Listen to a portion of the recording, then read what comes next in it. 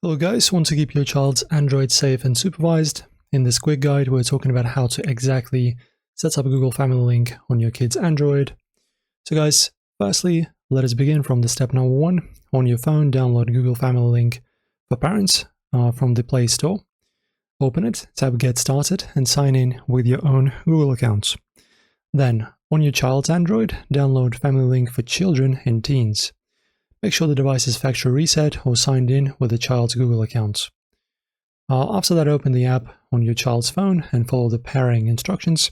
You'll be asked to enter a setup code from your phone to connect both accounts. Once linked, you can manage screen time, app installs, location tracking, and even bedtime schedules, all from your phone. To access controls anytime, just open the Family Link app and tap your child's profile. Also, bonus tip, make sure Google Play parental controls are also enabled to filter age-appropriate content.